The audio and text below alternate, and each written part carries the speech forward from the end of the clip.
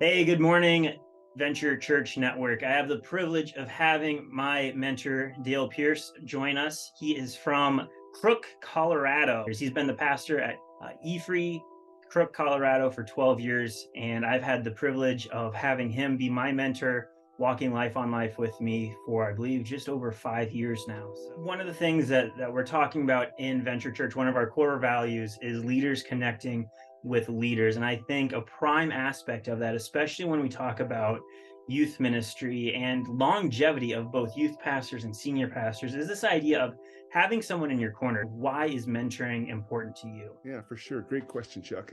You're only as strong as the direction that you're moving. And I need to have people in my life who are pulling me forward and directing me in good directions. I mean, each one of us needs three people, I think, in our life. So if you were to picture yourself grabbing somebody's hand in front, grabbing somebody's hand behind, and then walking with somebody, we all need all three of those people. We need to have somebody who's in front of us, who's further along the spiritual journey, kind of pulling us forward, because that's a direction, and helping us when we're stopped, helping us when the difficulties of life come.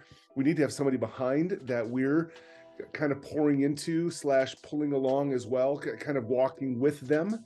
But then we need to have somebody with as well. And so maybe whether that's a friend or a co-mentor, that somebody's meant who's mentoring you and you're mentoring at the same time.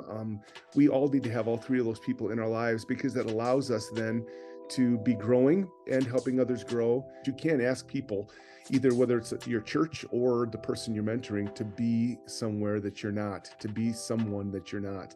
And we all know that when we're helping others grow, we're growing too. So it's kind of a mutual both and in for all at the same time. When we think about the word mentor, I mean, that gets used in such a broad term. How you see mentoring and how you mentor, what are some characteristics you have of what defines and makes an effective mentoring relationship? Picture mentoring and friendship kind of as a phalanx where you're arm in arm together walking forward. But there's times where I'm going to trip and fall and be weak, and I got somebody there to hold me up in that phalanx of partners in the gospel. Leadership was defined for me once, was simply this: leadership is influence. If I want to be influenced in a certain direction, I'm going to look to a certain leader. If I want to influence others, I'm just going to be in their lives and be present and be asking questions and helping them be the person that God wants them to be, that Christ wants them to be in that process, and influencing it. Sometimes that takes different forms. You and I have experienced that. Sometimes that's just listening to the difficult story of whatever going on with you and your wife and your kids and life, losing a loved one, dealing with a difficult situation in youth group, or it's just celebrating and being with someone and loving them. I mean, I think all of that influences, and that mentoring relationship just comes from a willingness to listen, to partner with, and to walk alongside. It's only the American mentality that makes it think that we have to be lone rangers. Read the pastoral epistles and notice how many times Paul says we. Many commentators think none, but most of his books were written in the we context. It's he and Silas, it's he and Timothy, and he's not writing these books alone. Even though they're written by Paul, he's actually got his amanuensis there too, or Luke's present, or whatever. And so he's never alone in any of these situations. What makes us think we can? Lord. Mm. And so for me, it was I need to find someone who, in a sense, I want to become. And thinking very early on in ministry of I don't want to be burnt out. I don't want to Mm. be negative. I want to have longevity. And hearing your stories, I think that's what caused me to say, I want to have what this guy has. I want to know his secrets, Mm. and that's been so encouraging for me to hear your mistakes, your victories, your insights, and I think most importantly, kind of your removal from my current situation where you have a clear perspective has been so encouraging. And I think one thing I always appreciate is prayer too. Man, I you cannot underestimate the power of Oh, prayer. we never outgrow being mentored ever.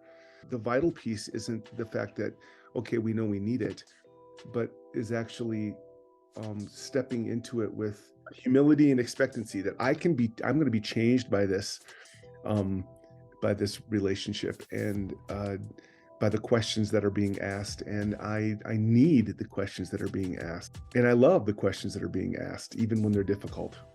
Psalm 23, right? The Lord is my shepherd; I have everything that you need.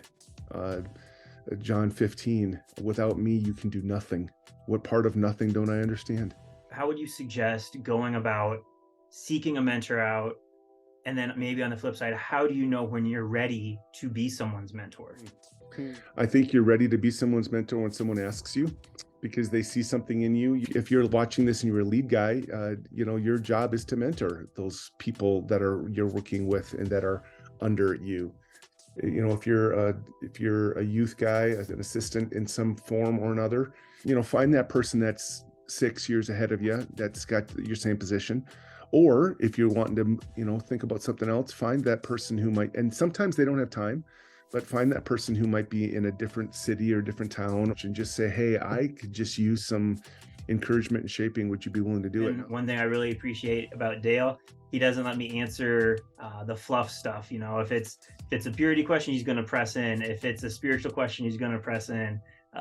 Find someone who's willing to dig, who knows you and loves you enough to dig. We've all experienced them when we're not where we need to be. But even in those moments, we can be admitting that and in moments of authenticity, be bringing people along and then being brought along at those same moments when we're struggling. All right. Well, Dale, thank you so much. And I hope you guys find encouragement through this.